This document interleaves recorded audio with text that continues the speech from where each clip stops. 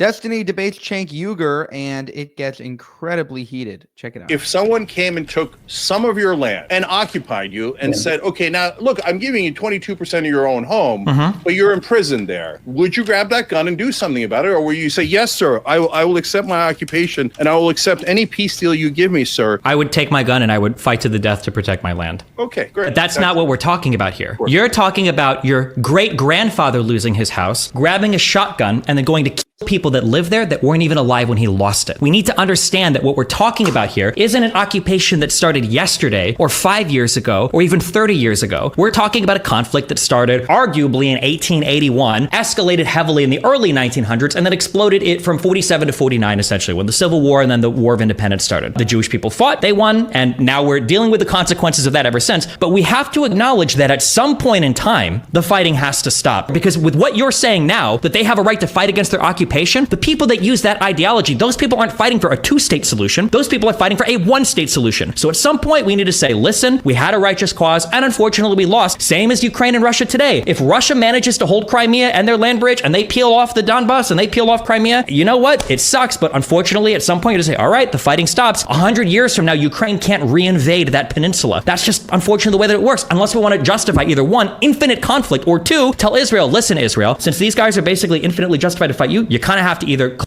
all of them or them, because those are the only options that you're leaving on the table when you make those kinds of statements. Just shaking his head. He has nothing to say back. Destiny has been a little bit weird with some of his Trump comments, but he is 100% spot on when it comes to Israel.